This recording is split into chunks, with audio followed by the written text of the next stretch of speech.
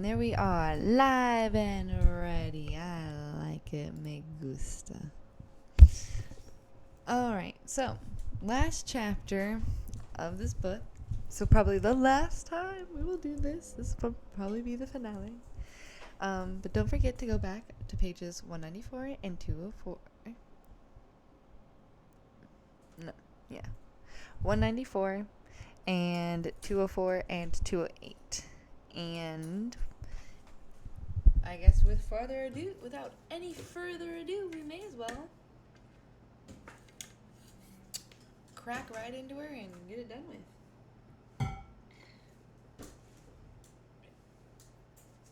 I'm playing with my kitten at the same time, guys. Sorry. This is when she chose to play. I can't help it. So I guess I don't need that no more. Ooh, this is exciting. I can't believe it. I'm like kind of nervous and I'm also really excited. It's so strange. What a weird feeling.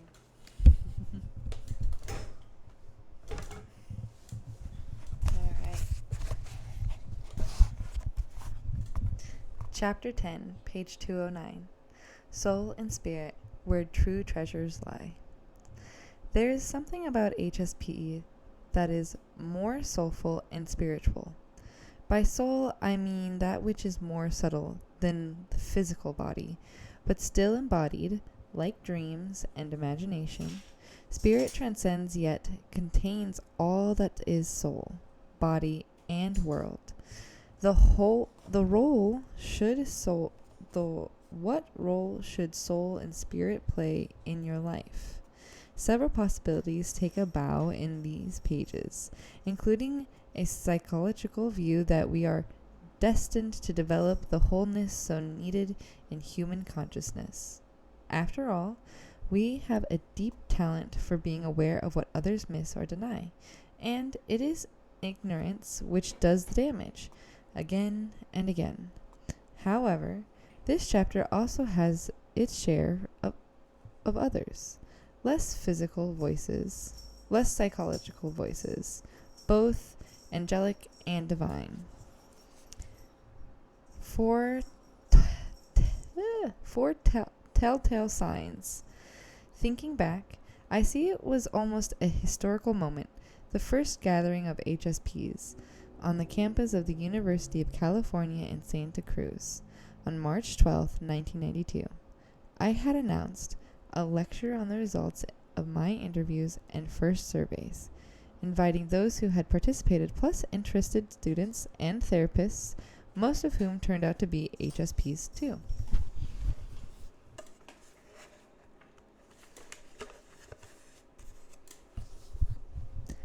What I noticed first was the silence in the room before I began.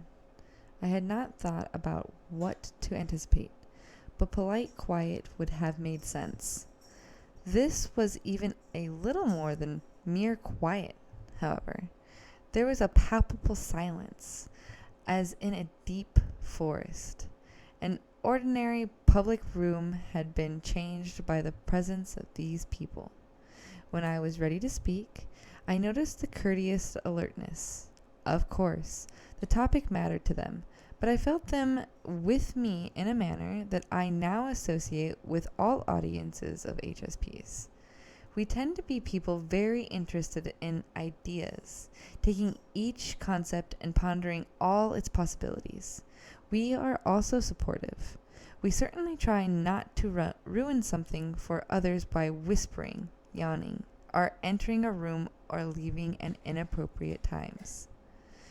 My third observation comes from my courses for HSPs. I like to take several breaks, including one together in silence, to rest, meditate, pray, or think, as each chooses. I know from experience that a certain percentage of the average audience will be confused, even distressed, by such an opportunity. With HSPs, I have never noticed even a hesitation. Fourth, about half of those I interviewed talked most about their soul/spirit life, as if that defined them. With the others, when I would ask about inner life, philosophy, relationships to religion, or spiritual practices, suddenly those voices had new energy, as though I had finally gotten to the point. Feeling about quote unquote organized religion were very strong.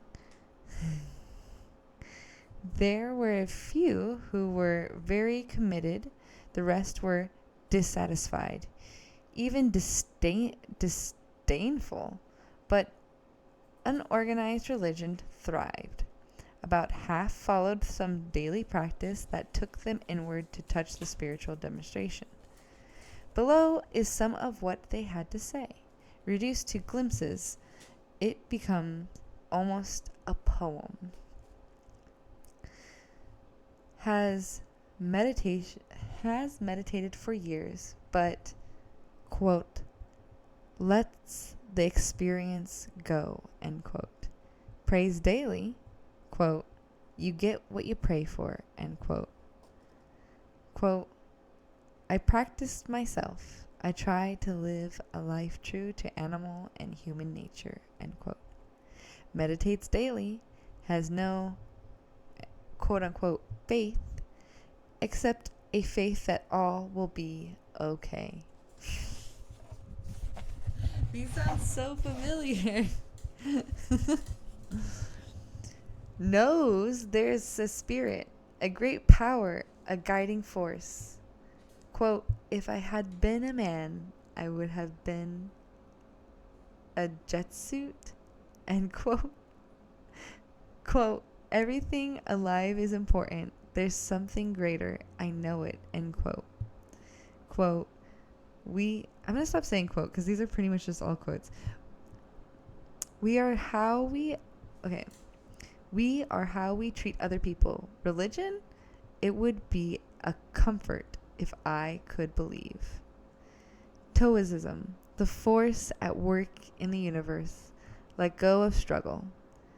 Started talking to God when 5, sitting in the trees, is guided by a voice during crisis, is visited by angels.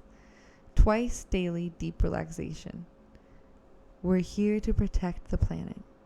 Meditates twice daily, has the ocean experience, a few days of lasting euphoria, but spiritual life is incremental, requiring understanding too. I was an atheist until Al-Anon. I think about Jesus, about the saints. I have tidal waves of spiritual feelings. Meditates, has visions, her dreams fill her with radiant energy. Many days are filled with overwhelming joy and grace. At 4 years of age, heard a voice promise her she would always be protected. Says life is good in all, but it is not for comfort. It is for learning about God. It builds character. I am attracted and repelled by the religion of my childhood, but always touched by the transcendent, the miseries which I do not know what to do with. Many religious experiences. His purest came when his child was born. Bypassed her religion, went directly to God through meditation and to the needy. Went directly to God and to the needy. Bypassed her religion, went directly to... Oh, I see what you're saying. Okay. Practice with a group of spiritual method from Indonesia, dancing and singing to achieve a natural state of existence which is deeply blissful.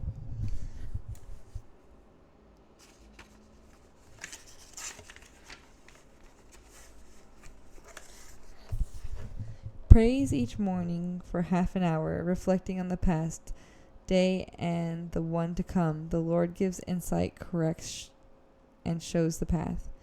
I believe that when we are born again in Christ, we are given abilities to develop so we can live our lives in the glory of God.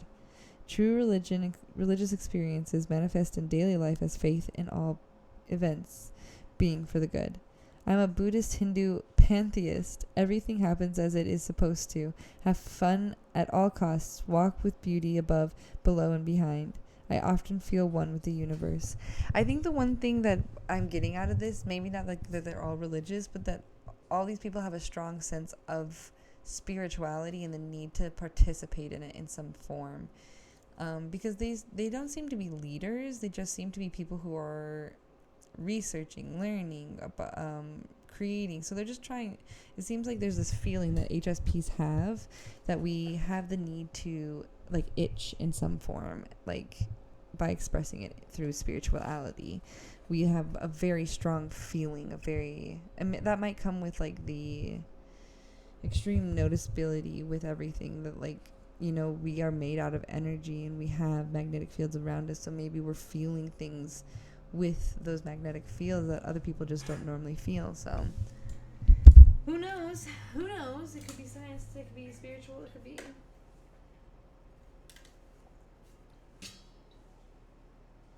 that made me think of that song. I can be in, I can be in, I can do da da da da. Don't remember the words though. Okay, anyways. What we are good at. What is good for you?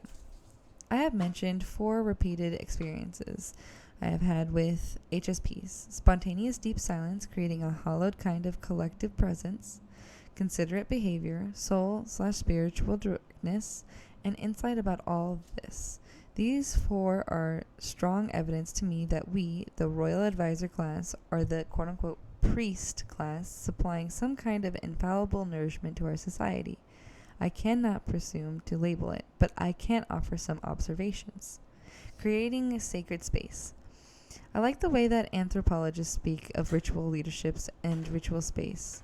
Ritual leaders create for others those experiences which can only take place within a ritual, sacred, or transitional space, set aside from the mundane world. Experiences in this sort of space are transformative and give meaning.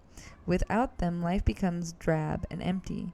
The ritual leader marks off and protects the space, perhaps others to enter it, guides them while there, and helps them return to society with the right meaning from the experience.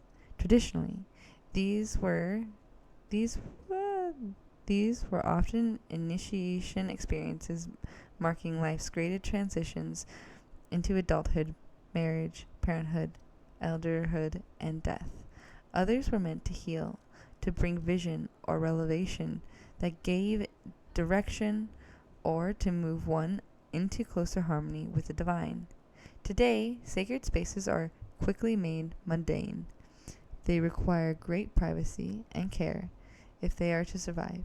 They are as likely to be created in the office of certain psychotherapists as in churches, as likely to occur in gathering of men or women, dissatisfied with their religion as in community practicing its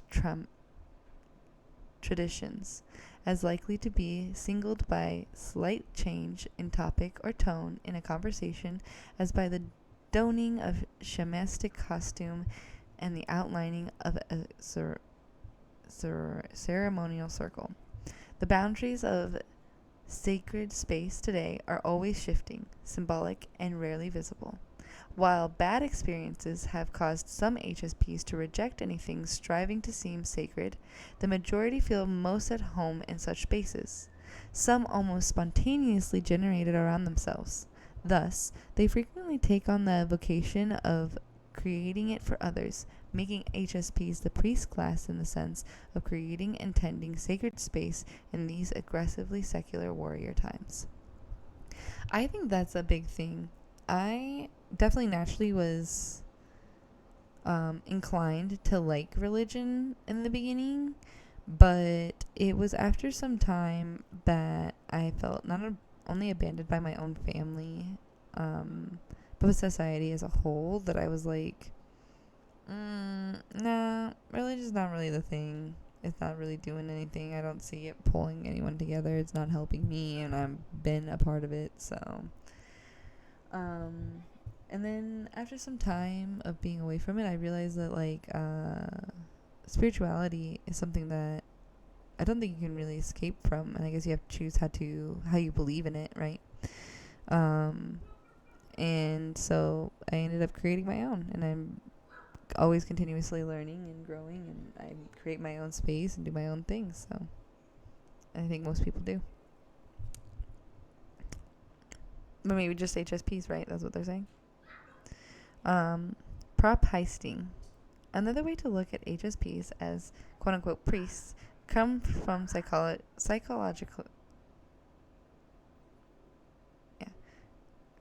psychologist Marie-Louise van Franz, who worked closely with Carl Jung. She writes about the Jungians called the introverted intuitive type, the majority of HSPs. To those who don't know, you are not both or even one of these types. I apologize for excluding you for a moment. To those who know, you are not both. She writes about the Jungians called the introverted intuitive type, the majority of HSPs. To those who know, you are not both or even one of these types. Oh, okay. So she's saying if you already know. The introverted intuitive type has the same capacity as the extraverted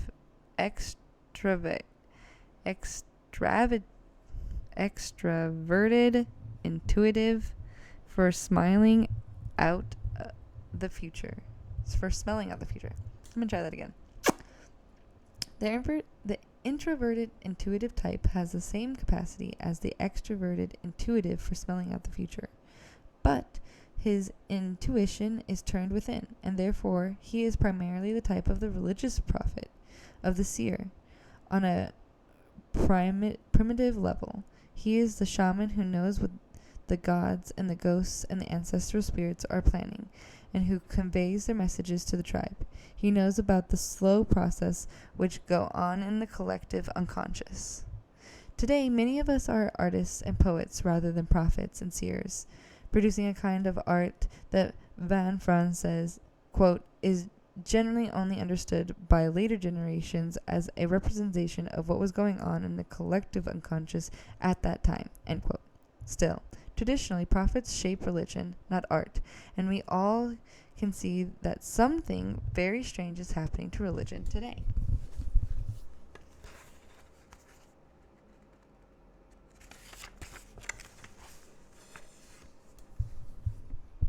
Ask yourself, if the sun rises in the east, then see how you feel about your quote-unquote wrong answer. Because, of course, you are wrong. The sun does not rise. The earth turns. So much for personal experience. We cannot trust it, or so it seems. We can only trust science. My leg is going numb. Science has triumphed. Ooh.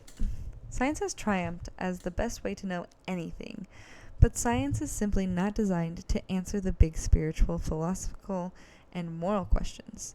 So we almost behave as if they must not be important, but they are.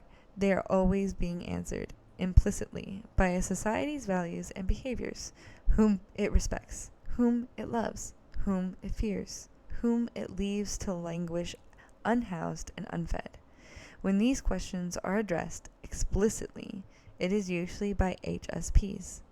But today, even HSPs are not sure how they can experience or believe in anything that cannot be seen, especially given all the things once believed in that science proved untrue.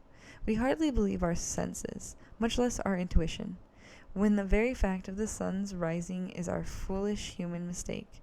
Look at all the dogma that the priests or priests class once insisted upon. So much of it is, quote-unquote, now proven wrong, or worse, found to have been only self-serving. Not all of the blows to faith have come from science, directly. There is also communication and travel. If I believe in heaven and a few billion people on the other side of the planet believe in reincarnation, how can we both be right? And if one part of my religion is wrong, is the rest of it? And doesn't the study of comparative religion show that it is all just an attempt to find the answers of natural phenomenon, plus a need for comfort in the face of death? So why not live without these superstitious and emotional crutches? Besides, if there is a God, how do you explain all the troubles in the world? And while you are at it, explain why so many of those troubles have been caused by religion. And so many of those troubles have been caused by religion. And so the skeptical voice speaks. There are many responses to the retreat of religion. Some of us totally agree with the skeptics. Some hang on to some kind of abstract force or goodness. Some hold firmer than ever to their traditions, becoming fundamentalists. Others reject dogma as a source of great trouble in the world, yet enjoy the rituals and certain tenets of their religious traditions. Finally, there is a new breed of religious beings seeking direct experiences, not the lessons of authorities. At the same time, they know that for some reason others have different experiences, so they do not try to proclaim their experience as truth. They may be the first humans to have to live with a direct spiritual knowledge that is recognized as fundamentally uncertain. There is HSPs in every category, but from my interviews and courses, I believe that the majority are in the last group. Like explorers and scientists, each probes the unknown area, then comes back to report. Except many of us are hesitant to report the entire business of religion. Conversion, cults, gurus, and New Age beliefs can be so messy. We have all felt embarrassed for our fellow humans who carry pamphlets and have a fanatic glint in their eyes. We're afraid of being seen that way too. HSPs have been marginalized enough as it is in a culture that favors the psychological over the soul and the spirit. Yet the time needs us. An imbalance between the royal advisor and warrior king's aspects of society is always dangerous, but especially when science negates intuition and the big questions are being settled without thoughtfulness, but according to what is convenient. Are being settled without thoughtfulness, but according to what is convenient at the moment. Your contributions are needed in the area more than any other. This makes me want to talk more about my personal religious and spiritual beliefs, but they're so out there. I don't know. I really don't know anyone else who believes the same things that I believe.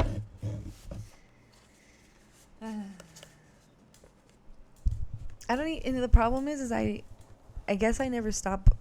What I believe continuously changes as I understand my reality and the reality around me and the perception of other people, and mixed with my perception with how things actually function. So yeah, it's always changing. It never stays the same. It used to stay very similar for quite some time, but then I was I don't know shit. Writing the precepts of your religion. Writing the precepts? Whether your religion is organized or unorganized, it has some precepts. I suggest that you write them down right now, if possible. Okay, so what we're going to do, I'm going to continue writing this, but I'm going to write the page down. This is our first page, 215. Yeah, first page that we'll have to come to and do this. So, the last homework, guys. I won't be checking in on you for it. You're going to have to do it all by yourself. Okay. What do you accept, believe, or know from your experience? As a member of the Royal Advisor class, it's good to be able to put this into your own words. Then, if you sense that someone would benefit from hearing them, you can articulate them. If you don't want to commit yourself or be dogmatic, make your uncertainty and unwillingness to preach your very first precept. Having beliefs doesn't mean they're unchanging, certain, or to be imposed on others. I get it. I like the idea of writing it down. How we inspire others in the search for meaning. If you're uncomfortable with the role of prophet, I don't blame you. However, in an quote-unquote existential crisis, you still may find yourself elevated to a soapbox or even a pulpit. It happened to Viktor Frankl, a Jewish psychiatrist who was imprisoned in a Nazi concentration camp. In Man's Search for Meaning, Franklin, an obvious HSP, describes how he often found himself called upon to inspire his fellow prisoners, how he intuitively understood what they needed and how badly they needed it. He also observed that, under those awful circumstances, prisoners who could gain from others some kind of meaning in their lives survived better psychologically and therefore physically as well. Wow. Savage! First one here. Nice one. Sensitive people who were used to a rich intellectual life may have suffered much pain. They were often of a delicate constitution, but the damage on their inner lives was less. They were able to retreat from their terrible surroundings to a life of inner riches and spiritual freedom. Only in this way can one explain the apparent paradox that some prisoners of a less hardy makeup often seem to survive camp life better than did those of a more robust nature. For Franklin, meaning is not always religion. In the camps, he sometimes found his reasons to live was helping others. At other times, it was the book he was writing on scraps of paper or his deep love for his wife. Eddie Hilson is another example of an HSP who found meaning and shared it with others during those same difficult times. In her journal, written in Amsterdam in 1941 and 1942, one can hear her striving to understand and transform her experience, historically and spiritually, and always inwardly. Slowly, a gentle, quiet, personal victory of the spirit grows out of her fear and doubt. One can also hear her in anecdotes how much people began to find her deep comfort. Her last words, written on a scrap of paper and thrown from a cattle car headed for Auschwitz, are perhaps my favorite quote from her. We left the camps singing. Eddie Hilson leaned heavily on the psychology of Jung and the poetry of Rilke, both HSPs. About Rilke, she wrote, "It is strange to think that Rilke would perhaps have been broken by the circumstances in which we now live. Is that not further testimony that life is finely balanced? Evidence that, in peaceful times and under favorable circumstances, sensitive artists may search for the purest and most fitting expression of their deepest thoughts so that, during more turbulent and debilitating times, others can turn to them for support and a ready response to their bewildered questions, a response they are unable to formulate for themselves since all their energies are taken up in looking after the bare necessities. Sadly, in difficult times, we tend to shrug off the spiritual heritage of artists from an quote-unquote easier age with, quote, what use is that sort of thing to us now, end quote. It is an understandable but short-sighted reaction and utterly impoverishing. Whatever the times, suffering eventually touches everyone's life. How we live with it and help others too is one of the great creative and ethical opportunities for HSPs. We HSPs do great disservice to ourselves and others when we think of ourselves as weak compared to the warrior. Our strength is different, but frequently it is more powerful.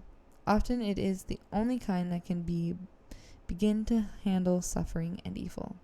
It certainly requires equal courage and increase with its own type of training. Nor is it always about enduring, accepting, and finding meaning in suffering. Sometimes actions involve great skill and strategy are called for. Sometimes actions involving great skill and strategy are called for. One freezing winter night during a blackout, a barracks filled with despairing inmates begged Franklin to speak to them in the darkness. Several were known to be planning suicide. Besides the demoralization caused by suicide, everyone in a barracks was punished when one occurred. Franklin called on them, his psychological skills, to find the right words and spoke to them into the darkness. When the lights come back on, men surrounded him to thank him, tears in their eyes, and HSP had won his own kind of battle. That's sad. That's also really cool. I couldn't imagine, like, sitting in a room with people where, like, you've endured some of the worst torture, and, like, a bunch of them are like, we're just gonna kill ourselves, bro. Can't do this no more. And you're like, well, if you do, like, everyone here gets hurt more, so let me just try and not convince you not to do that to yourself and stay here and continue being tortured. That's great. Wow. Oof. Oof, oof, oof. We led in the search for wholeness. In chapter 6 and 7, I described the individuation process in terms of getting to know one's inner voice. In this way, you find your own meaning in life, your own vocation. As Marcia Sincere wrote in Ordinary People as Monks and Minks, the point of full personhood is this, that whoever finds out what is for him good and holds fast to it becomes whole. I would only add that what one holds fast to is not a fixed goal, but a process. What needs to be heard may change from day to day, year to year. Similarly, Franklin always refused to commit to the single meaning of life. For the meaning of life differs from man to man, from day to day, from hour to hour. To put the question in general terms would be compared to the question posed to a chess champion. Quote, "Tell me, master, what is the best move in the world?" End quote. There simply is no such thing as the best or even a good move apart from a particular situation in a game. One should not search for an abstract meaning of life. That makes a lot of sense. I get that. Yeah. The pursuit of wholeness is really a kind of circular closer and closer through different meanings, different voices. One never arrives, yet gets better and better. You know, I just gotta say, as I'm reading this thought's coming to my mind. This is me opening up about my spirituality. There was this time when I was like really asking a lot of questions to like what I perceive as my spirit guides and energies that speak to me, right? And I have these very intense, vivid dreams that I believe bring to me the answers in which that I'm requesting. And in one of these dreams, I had this sensation of my future and how it would play out. But instead of it being like an actual future where you get to see what's happening, I was a wave, and I was at a tsunami. And so in the beginning, the wave was really big, and I was way up here, and I felt really, really, really, really, really good, and I felt really, really good, and then it come crashing down. In that fall, it just, you know, like when you like you accidentally fall and you like have that like juddling feeling that you're falling, right? I have that feeling all the way down, and it feels like terrible, absolutely terrible. And you start coming up, you feel really, really good. And I had this vision of watching that wave over time like settle out, and the waves are not as big, and the waves are, and so like it's like you know, things aren't as like grand and amazing feeling, but things aren't as sad and terrible feeling sometimes either. And then like it's like this, and it never shows the line like fully, right? But it shows that like over time it just kind of calms down, and you get to like this point. And what I perceived from that was just like this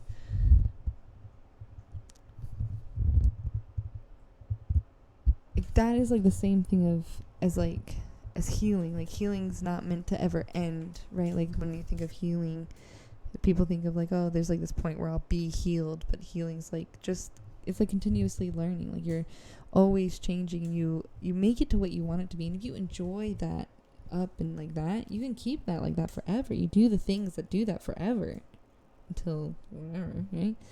But like, I didn't want that. I didn't enjoy how low the lows were feeling. So I was like, I want this. How do I get that? And it was like showing me that will happen, right? It was like giving me a confirmation that I was like on the path. But like, that's what I'm like, this, like, that she's saying, that you shouldn't be looking for an abstract meaning of life. Like, that's what I feel like that is. It's like that rotation where it's like, there's not like one point of meaning where you work to it, right? Like, there's just like this spiral of continuing, the wave of continuing and continuing. It just never stops, you know? And so it's not like one meaning. It's like the enjoyment of life. And that's been something that's been really hard for me to conceptualize and understand. And I've been molding my life very, very slowly, so that way I can kind of live it. Because I have a really, I like rushing into things and just fucking doing it. And the problem is I'm not enjoying the process, which is the whole point of this, like, not searching for an abstract, is like, you're not trying to rush to the point and I win. Like, you're trying to enjoy the process. You're trying to enjoy life. You're trying to enjoy doing the daily things. You should enjoy waking up every day. When you wake up, it shouldn't be, you should be like, oh my gosh, another day. Like, I'm so excited. I get to do these things. Like, that's what should go through your mind. And the fact that it doesn't is the fucking problem. Like, that's why we need these kind of books, and like what she's saying, where like HSP people like me and other people open up about their spirituality. Because I've done that. That one little chunk took me 3 years to figure out. It took me 3 years. I'm not even sitting here like, oh yeah, I read a book and I figured it out. Like, yes, no. No, bitch. I've been sitting on that idea trying to figure that shit out for 3 years. That's the first time I've ever said it out loud. It's not easy. Like, it's like when you think of scientists that like, and they're like writing down like all their statistics, and they're getting all their data, and they're like perceiving all the information for you. That's what I'm doing with like the way morality and people function and society and spirituality. That's what I do. That's what, just naturally, my brain does that. It's not very helpful if you want to make money, but you think a lot. It's great. Grip it, don't drop it. Thanks, I appreciate that. Yeah, we got second. Nice. Okay, sorry I was on my soapbox. I'm gonna come down now. I just like, this one moment in it. This is page 218 if you guys want to read. It's under we lead in the search of wholeness, right?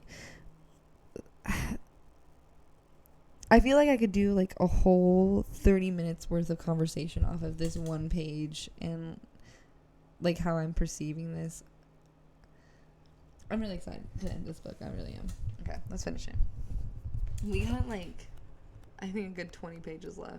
It's not even like that. Yeah. But let's continue reading, I should say. Okay. The pursuit of wholeness is really kind of circular, closer and closer through different meanings, different voices. One never arrives, yet gets a better and better idea of that which is at the center.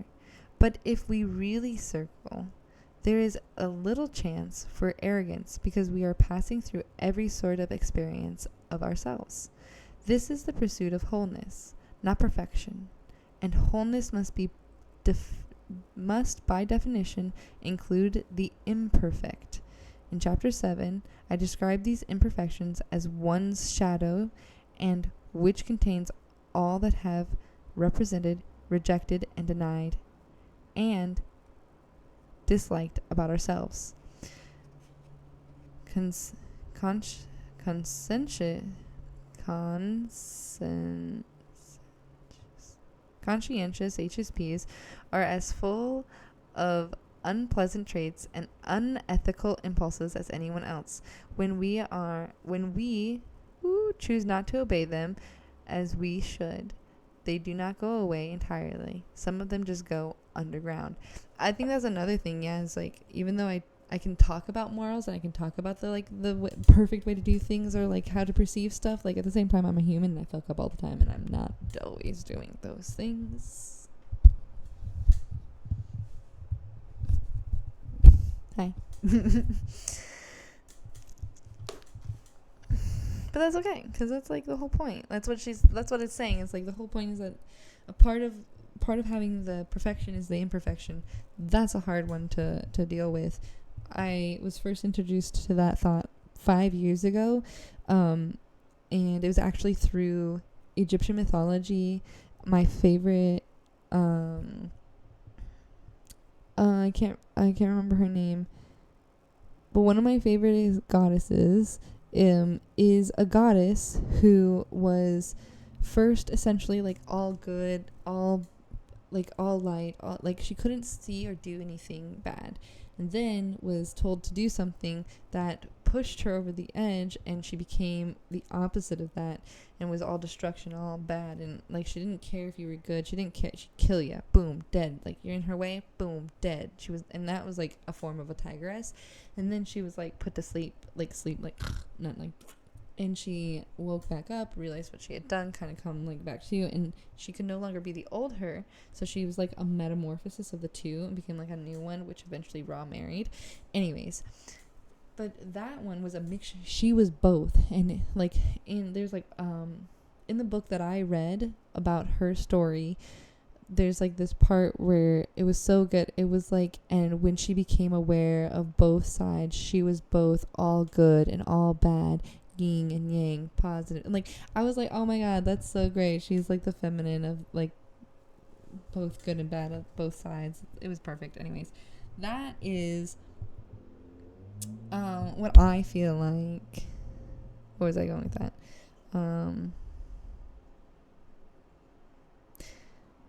That's what I perceive myself as. Like when I do like quote unquote bad things, I try not to guilt myself into not doing them. I try to understand now why I'm doing them.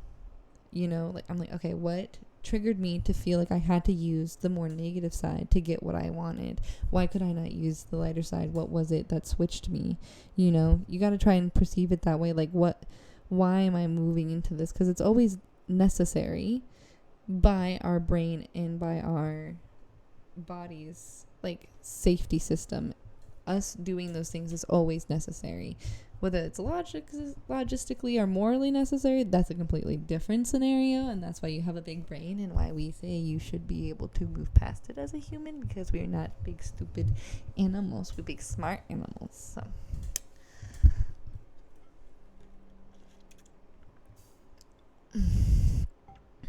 okay, back to it.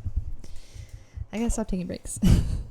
Getting to know our shadow, the idea is that it is better to acknowledge our unpleasant or unethical aspects and keep an eye on them rather than to throw them out the front door for good, only to have them slip in the back when we're not looking. Usually the people who are the most dangerous and in danger, morally speaking, are those who are certain they would never do anything wrong, who are totally self-righteous and have no idea that they have a shadow or what it is like.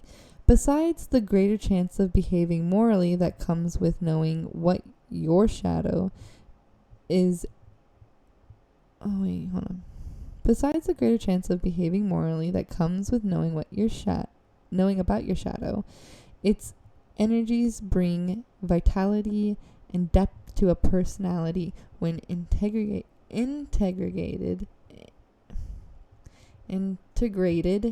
in a conscious way.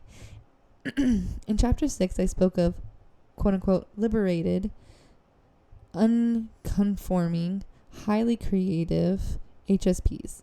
Learning a little about one's shadow, you never know a lot or enough is the best and perhaps the only way to be free of the strict jacket of over-socialization that HSPs often done in childhood. The conscientious, eager to please HSP in you meets and gains the contributions of a powerful, scheming, self-aggrandizing, confidently impulsive HSP. As a team in which we respect, each respects and checks the other's inclinations. They, you, are something fine to have in the world. This is all part of what I mean by pursuing wholeness, and HSPs can lead in this kind of important human work. Wholeness has a particular demand on HSPs because we are born at the extreme end of a dimension, the dimension of sensitivity. Furthermore, in our culture, we are not just a minority, but one that is considered to be far from the ideal. It might seem that we need to go to the other end, from feeling weak, flawed, and victimized to feeling strong and superior. And this book has encouraged that a little. Up to now, I considered it to be a necessary compensation. But for many HSPs, the real challenge is to achieve the middle ground. No one too shy or too sensitive or too anything. Just okay, ordinary, normal. Wholeness is also a certain issue for HSPs in relation to the spiritual and psychological life because so often we are already good at the spiritual and psychological. In fact, if we persist in these to the exclusion of everything else, we are being one-sided. It is very hard for us to see that the most spiritual thing might be to be less spiritual. The most insightful psychological stance might be to dwell less on our psychological insights. A call to the wholeness rather than perfection might be the only way to get the message. Beyond those two general statements, the direction towards wholeness is a very individual matter, even for HSPs. If we've stayed in it, we'll be tempted out or finally forced out. If we have been out, we'll have to go in. If we've been armored ourselves, we'll finally have to admit to our vulnerabilities. But if we've been timid, we'll start to feel all wrong inside until we're more assertive. In respect to Jungian attitude of introversion and extroversion, most HSPs need to be more extroverted in order to become more whole. I have heard the story that Martin Buber, who wrote so eloquently about the quote-unquote I-thou relationship, said his wife has changed one day with a young man came to him for help. Buber felt he was too busy meditating and generally being holy to appreciate the young man's visit. Soon after, his visitor died in battle. Buber's devotion to the quote-unquote I-thou attitude began when he heard that news and saw that one-sidedness of his introverted spiritual solitude. Stretch! You're right. I should stretch real quick. I don't know this. Oh yeah, pop the shoulders and the wrist. Very nice. Oh, I need to work out more. I haven't been doing as much as I should. And a sippy sip. Thank you. Okay.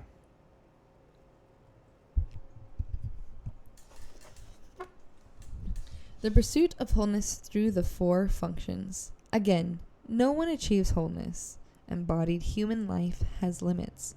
We cannot be fully both shadow and light, male and female, conscious and unconscious.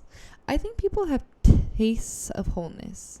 Many traditions describe an experience of pure consciousness, being thought and its polarities. It comes to us deep in meditation and in awareness. Saturated with it can become the foundation of our lives.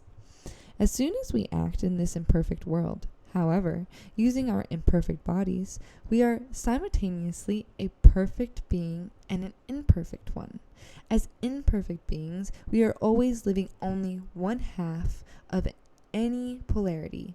For a while, we are introverted, then must become extroverted to balance it.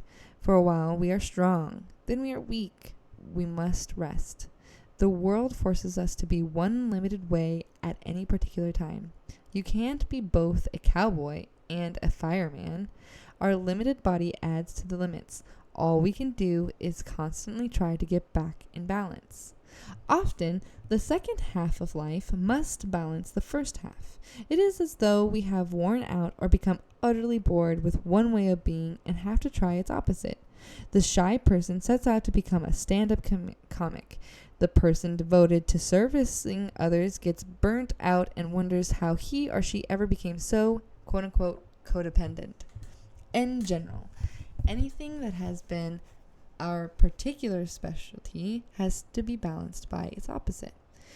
What we are bad at or afraid of trying, one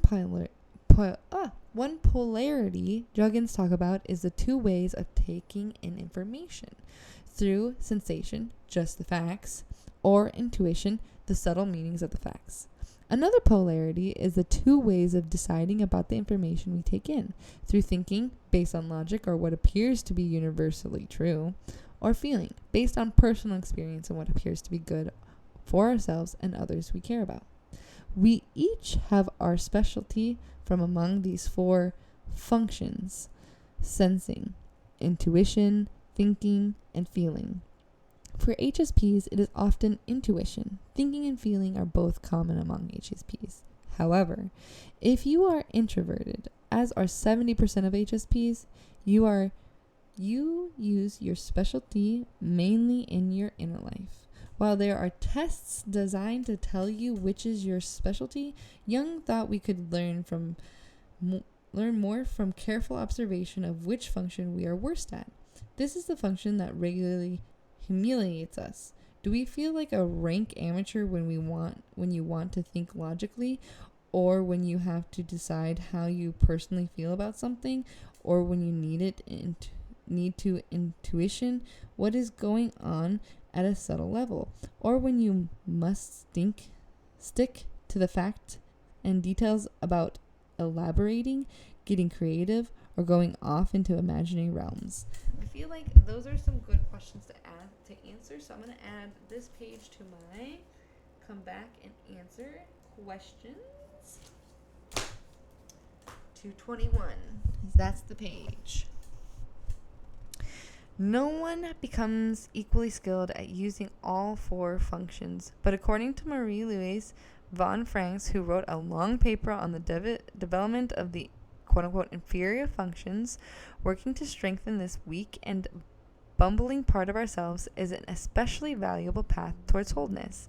It puts us in touch with what is buried in the unconscious, and therefore makes us more in tune with all of it. Like the youngest, most foolish brother in the fairy tales, this function is the one that comes home with the gold.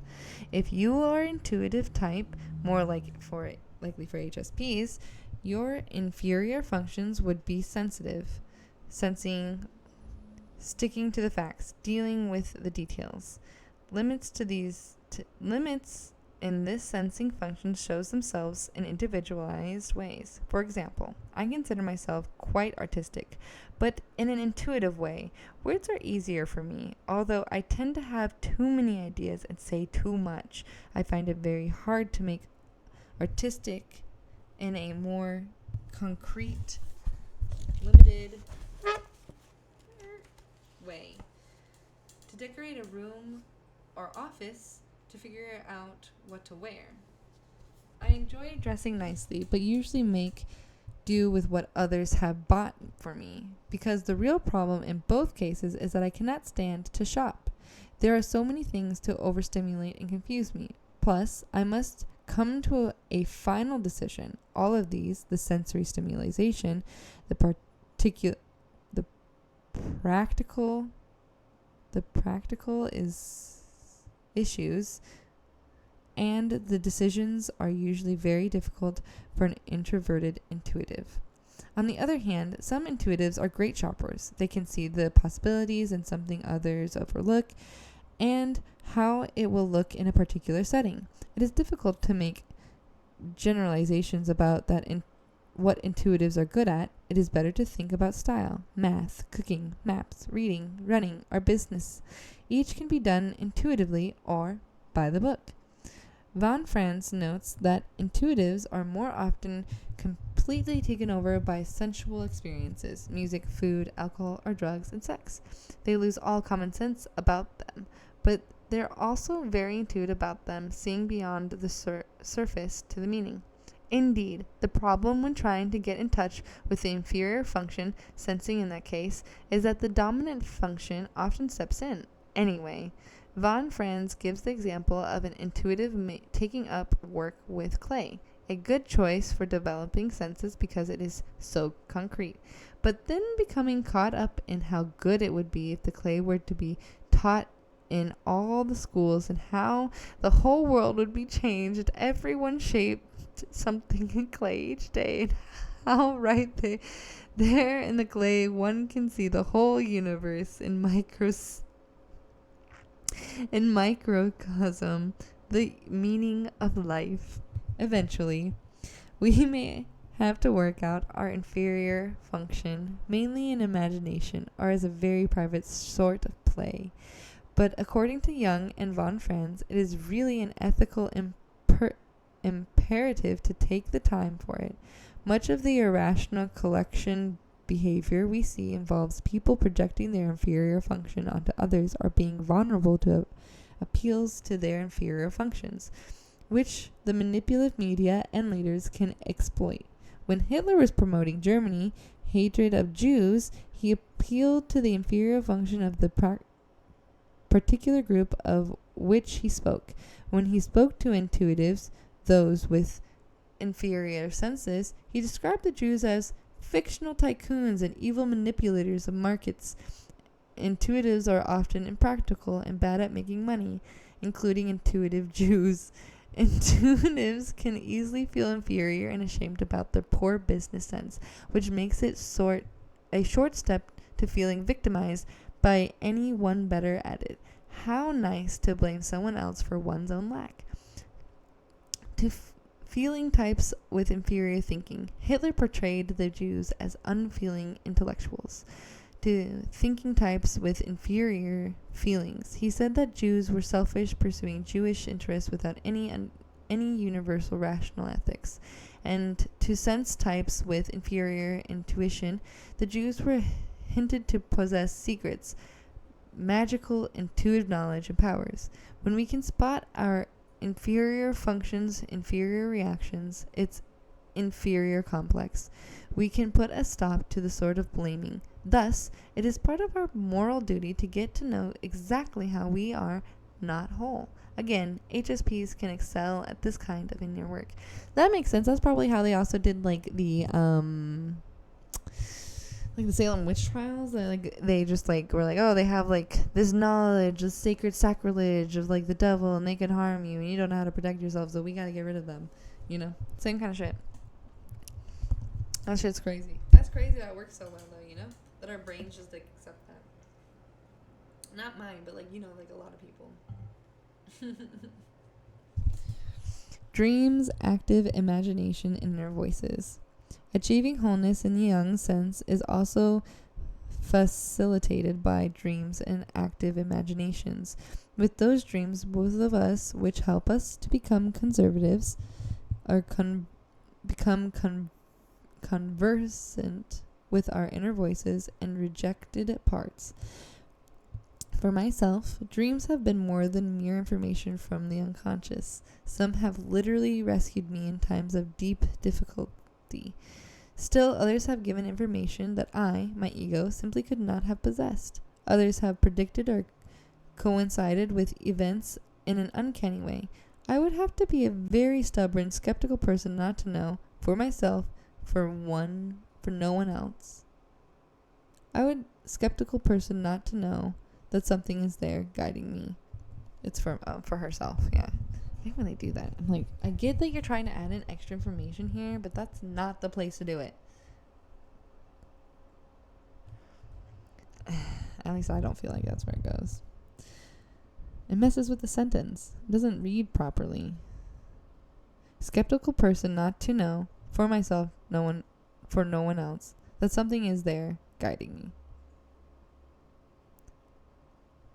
Why can't you just say for myself? Why does it have to be for no one else? I don't like it. Anyways. Stop complaining.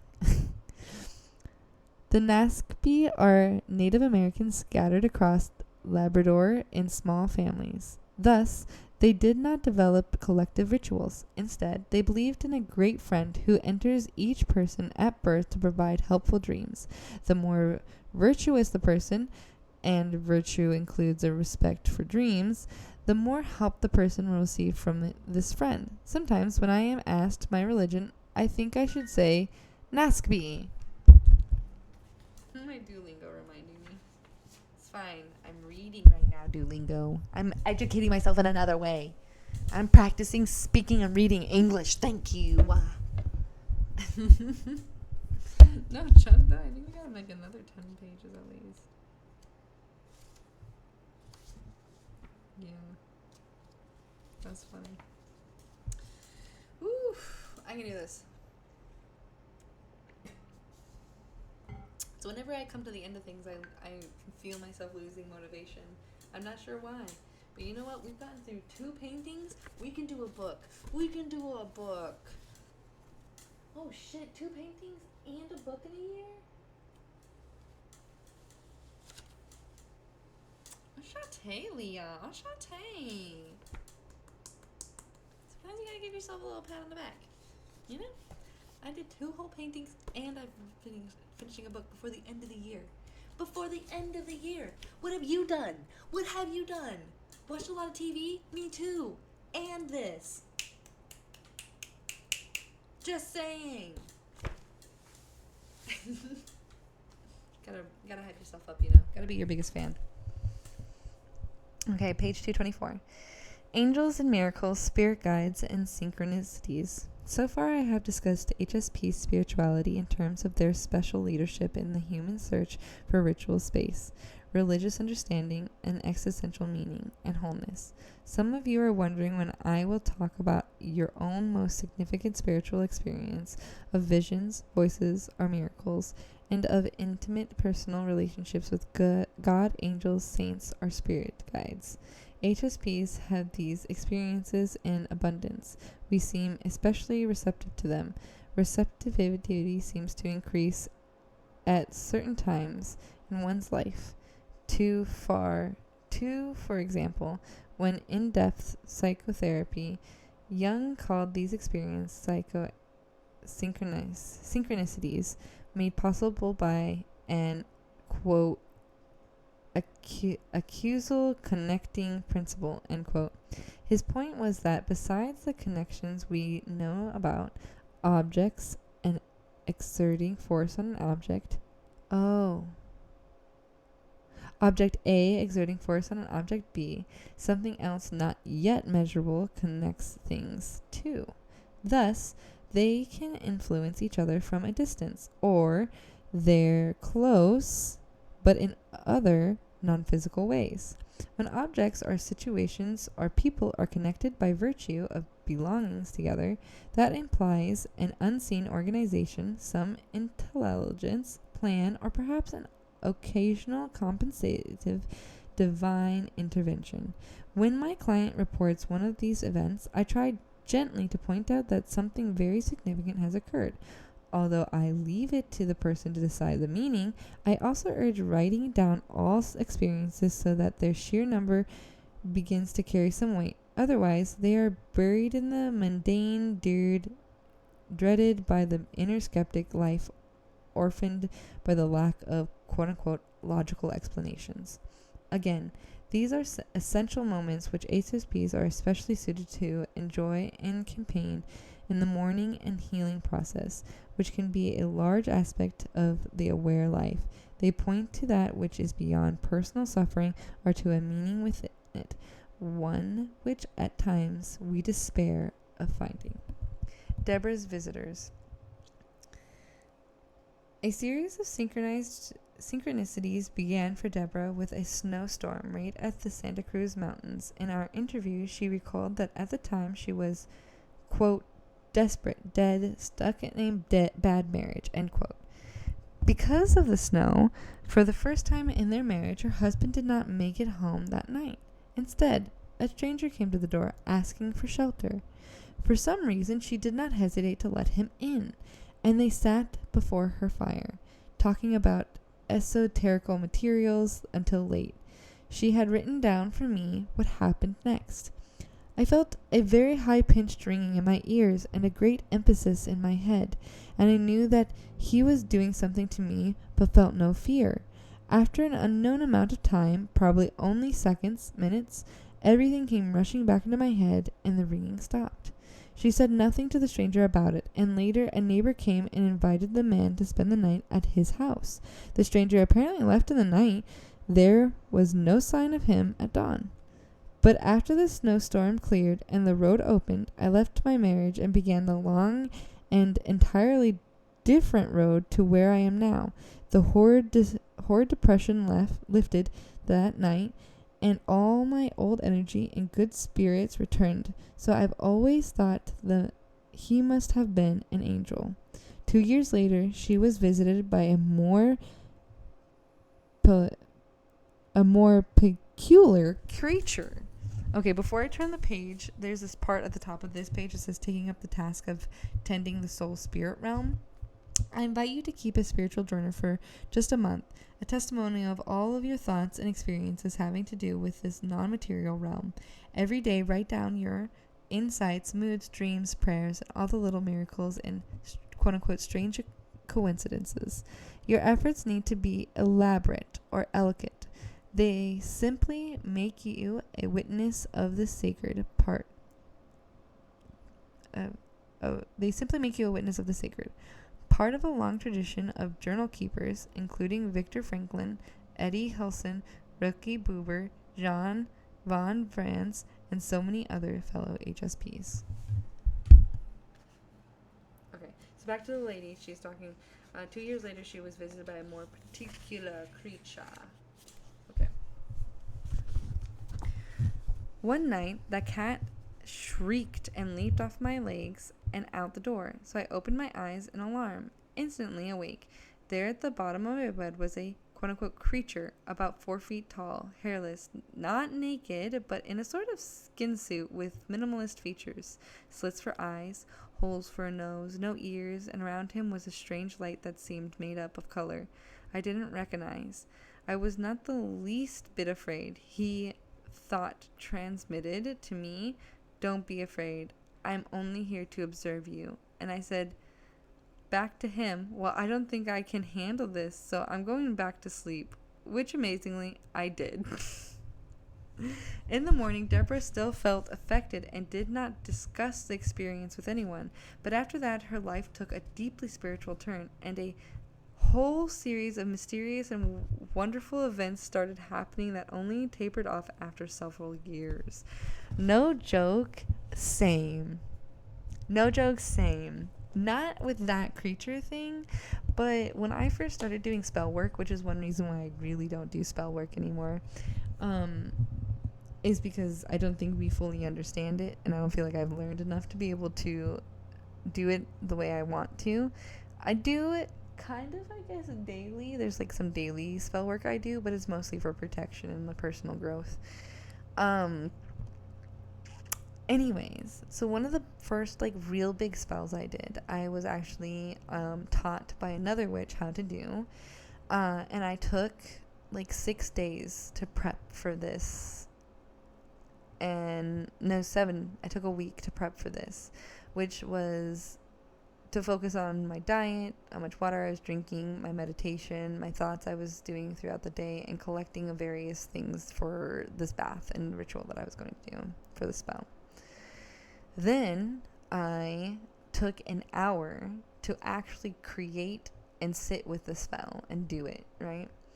Then when I got out and cleaned up and started cleaning up and getting rid of all the stuff and being like, I wonder if this spell worked, cops knocked on my door. Like, I had a towel around me. I hadn't even finished stepping out of the fucking bathroom.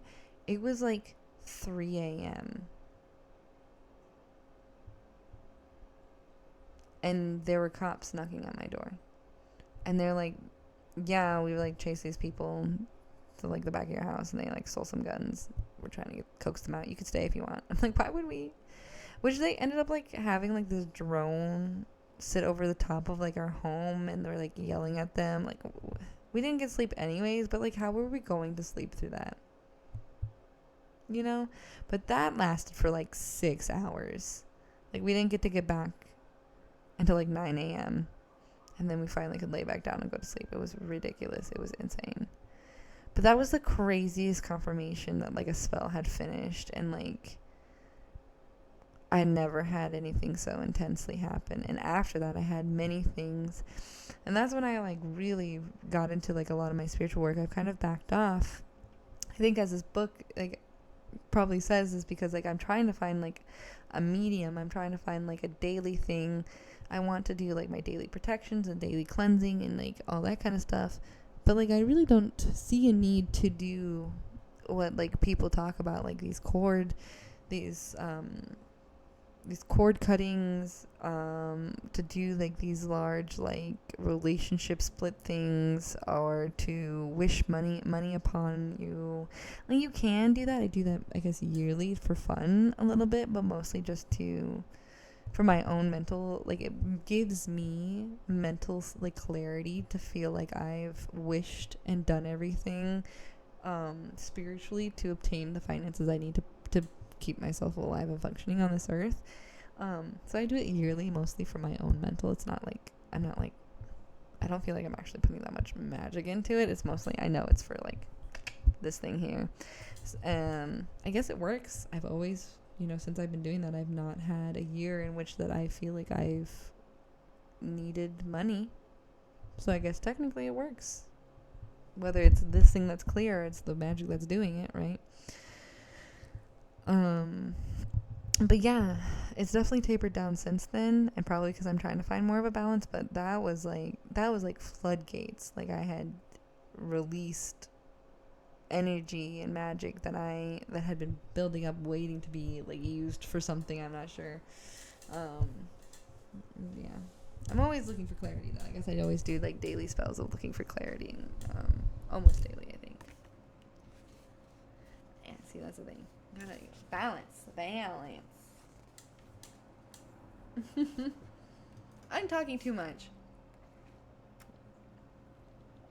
Let's finish this book. It's because I don't want to finish it, huh? Isn't it? We're so close. No more talkie until we done. That's how it is. Bad, Leah. No, good, Leah. You're doing good. You got this. Part of this more spiritual phase led to an involvement with a charismatic but unstable spiritual teacher. One of those I described in chapter 8 as having evolved unevenly, so that he fairly glowed upstairs but was dark in the lower floors. Where the particular and spiritual must cooperate in real life, ethic decisions, sensing his power clearly, his weakness and her danger only vaguely, she prayed for guidance. Please, if there really are guardian angels and I've got one, will you please let me know you're around? Deborah then went to her job at a bookstore. As she walked to the front of the store, she saw a book on the floor that had fallen off of the table. Picking it up, she had an impulse to open it. When she saw what a poem entitled The Guardian Angel, which began with, "Yes, you do have a guardian angel, she still stayed with an entrancing spiritual leader a while longer, even when he asked his followers to give him all of their possessions. After that, she often felt she wanted to leave, but had no strength or will to start all over again financially. But the guardian angel seemed to remember her. One day she was alone for a moment and moaned to herself, I don't even have a clock radio anymore. The next day, while the group was on an outing using the car that had once been hers. She was watching a beetle climb a dirt hill. She thought sadly how that beetle was freer than she was, but then the more she watched it, the more she realized that she could be that free. So she followed that beetle up the hill. Then she left it behind and went out to her car to which she happened to have the keys because she had been asked to drive that day. As she got into the car to drive off to freedom, she glanced in the back and saw a beetle black clock radio just like the one she had given over to the group. Once she had arrived at a friend's house, she saw that it was her own old clock radio with her familiar scratches. She had no idea how it had gotten into the car. It seemed that, like the rest of the day, was the work of her guardian angel. It is easy to think one would never become involved in a situation like Deborah's, but it happens often, especially to those with strong spiritual motivations. We seek answers, certainty, and some people possess that kind of certainty, radiates it, and believe it is their mission to share it. They have charisma and undevelopable air around them. The problem is that all humans are fallible, more so when others believe they're not. Deborah was tempted one more time to return to this man. A friend warned her that she was crazy if to do so. So Deborah prayed for clarification. If I'm thinking crazily now, let me know. Then she turned to the television. There came on the screen silently, no audio at all, what was obviously a scene from the old-style 1950s short of a movie of an insane asylum full of obviously wacko patients. I laughed out loud. Then I laid down and asked for help and fell asleep. When I woke, I saw or felt myself ringed by a ring of roses, each of which was protecting a different part of me, and I felt that recently departed presence of Christ. It was the most quiet happiness. Wow, that's absolutely insane. But I do know what she's talking about. I've had a very similar situation happen to me. That's so crazy. That's so crazy. I love it though. No talking. We're just going to finish. We can do this. By the time I interviewed Deborah, her spiritual experiences were occurring more and more in her dreams, perhaps an indication that her visitors had found a way to reach her without having to be projected onto outer persons. It is my experience with dreams that the more we work with them, the less we are likely to fall into bizarre situations in our life or in dreams. No joke.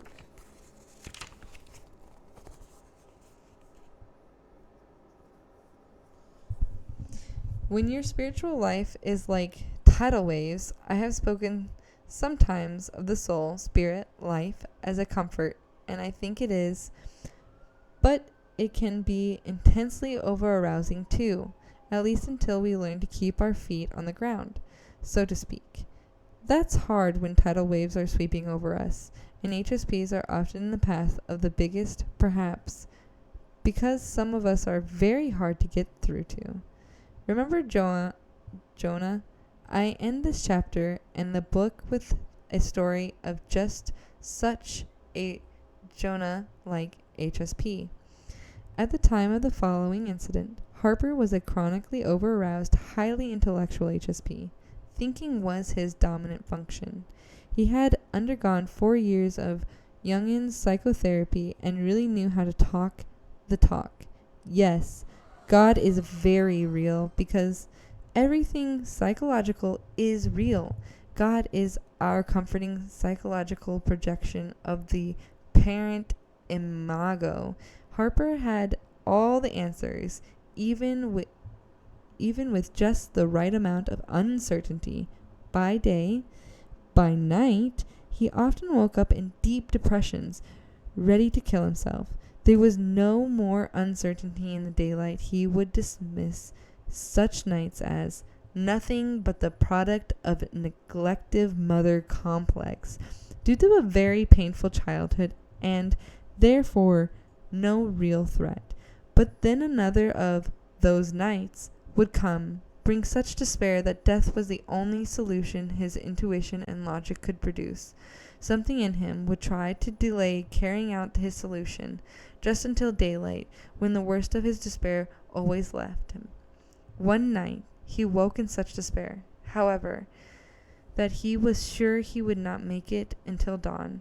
As he lay there, he had the very spontaneous thought that the one way he could go on living would be that if he could be certain God really existed and cared about him, not as his projection, as someone real, which of course was impossible. Impossible to believe because it was impossible to know for sure. What he wanted was some divine sign. That thought came as spontaneously as drowning persons shout. He knew it was stupid, but right on his heels, he told me, came the utterly spontaneous image of an automatable accident. A minor one with a few people standing around afterward uninjured. This was the sign, and it would happen the next day. He was immediately disgusted with himself for having the corny desire for a sign from God and a characteristically negative idea for what it should be. As an HSP, Harper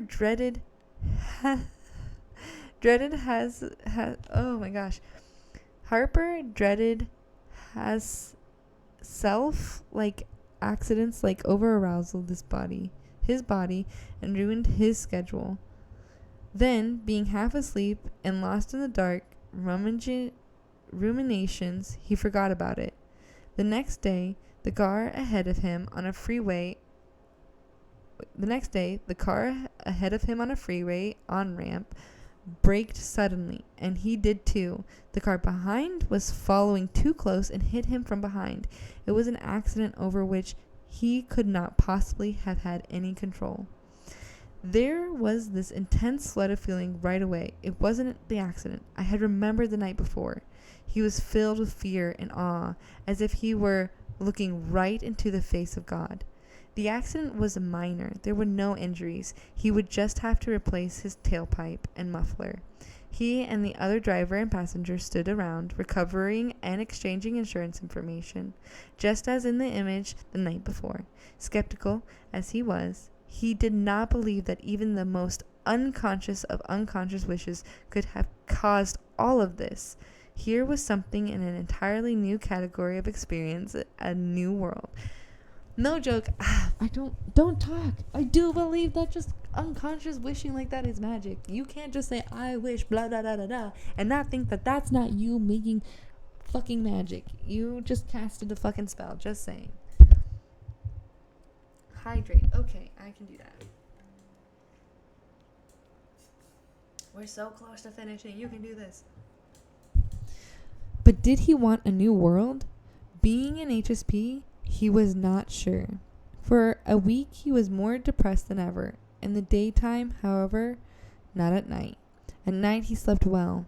Then he realized he had been subconsciously thinking he would now have to do something for God in return. Maybe give him his career and stand on street corners professing his faith. He saw that for him, God had always been something who expected you to humiliate yourself for God's sake, to pay a huge price for any comfort received, to change your whole life right now. In fact, exactly what Harper always had been expecting of himself. Now he resonates that coercion and guilt did not seem to be the intention of whoever or whatever had done this. Coming as it had in response to the dark night of his despair, the whole incident was supposed to be a comfort, so he slowly began to see it as that, a comfort. I agree with this too. I feel like it's sad. Like, I've had to go through that emotional change as well, and that adjustment from feeling like you have to earn or go through something terrible to earn having good things happen to you, or to have proof of existence of something. So, yeah, another good one. But then Harper realized that to be consistent with his new experience, he would have to stop being so despairing and skeptical.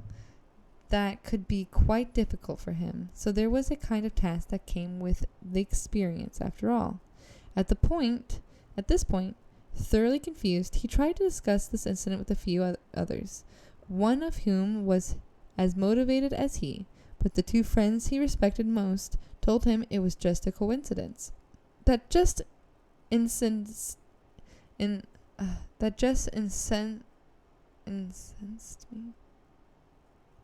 Incensed me? I don't know. That incensed? For God's sake, I mean, God did me a favor, and I'm supposed to go back and say, that was nice, but this time I want a sign that couldn't possibly be a coincidence. Yeah. Harper was convinced that to view the accident as a coincidence was deeply wrong, so he decided he would just have to grow into the experience even if it took a lifetime. He would have to make himself remember it, ponder it, treasure it as much as he could, and be amazed that he, who had received so little comfort all his life, had suddenly received so much more in that way of a defined sign to love than most of the saints. What a thing to happen to a guy like me, he concluded, laughing at himself for once. Then he remembered my research interest. What a divine mess for a sensitive guy like me. That's so great.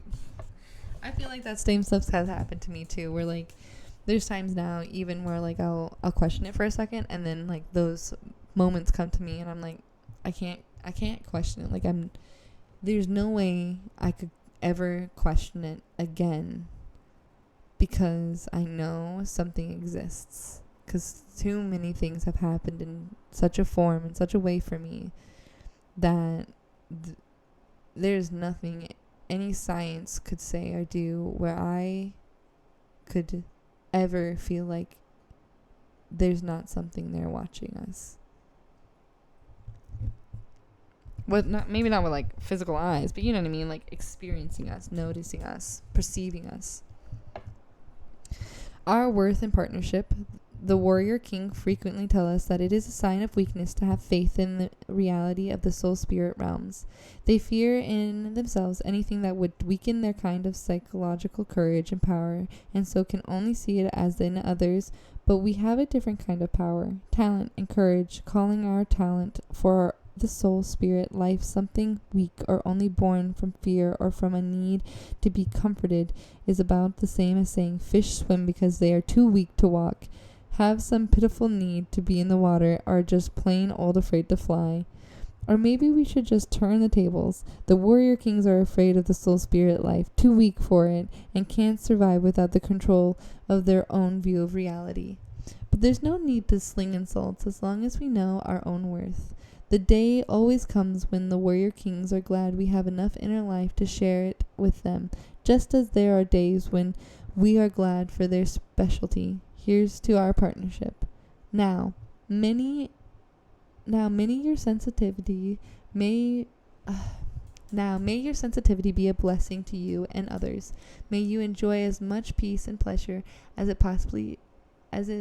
is possible in this world, and may more and more of the other worlds open to you as the days of your life pass. That's so cute. I like that. Working with what you have learned, befriending or at least making peace with your inferior function. Choose something to do that calls on your inferior function, preferably something you have not tried before and that does not seem too difficult. If you are a feeling type, you might read a book on philosophy or take a course in theoretical math or physics that is appropriate to your background. If you are a thinking type, you might go to an art museum and force yourself for once to ignore a work's title and artist. Just have a personal reaction to every painting. If you are a sensitive type, you might try to use the appearance of people you observe on a street to imagine their inner experience, histories, and futures. If you are an intuitive type, you might plan a vacation by gathering detailed information about where you will go and deciding in advance on everything you will take and do. Or, if that would be easy for you, buy a new piece of complicated electronic equipment, a computer or VCR, and use the instructions to set it up and explore all of its operations. Do not call in anyone else to help you figure it out. As you gradually prepare yourself to do your activity, observe your feelings, your resistance, the images that arise. No matter how dumb and humiliated you feel, these simple things you just can't do. Take your task very seriously. According to the Von Frank, this is the equivalent of a monoistic discipline, but individualized for you. You are sacrificing the dominant function and retreating into this other, harder way. Be especially watchful of the urge to let your dominant function take over. For intuitive type, once you decide on your vacation destination, stick with it. Project your fragile but concrete decision from being undermined by your imagining all the other trips you could take. And with the electronic equipment, watch how strong your urge is to skip the instructions and start doing the quote-unquote obvious with the buttons and wires. That is all intuition working. But you are going to go slowly and understand each detail before moving on to the next. Wow. That was good. That was really good. That's it. There's some tips for healthcare professionals and teachers and employers. But otherwise, that's the book, guys. Thank you so much. I appreciate you joining me and listening to me read this book. If you find this on YouTube, don't forget to like, share, and subscribe. Hit that bell icon, because I promise you will never know when I'm going to post. It's very random. And leave a comment down below. What's our next book, guys? What is our next book? What do you guys want me to read? I've already picked out the next one we're going to. And we're definitely doing it different. But I already got it, so. But I'd love to know what you guys want to do. Until next time. Bye.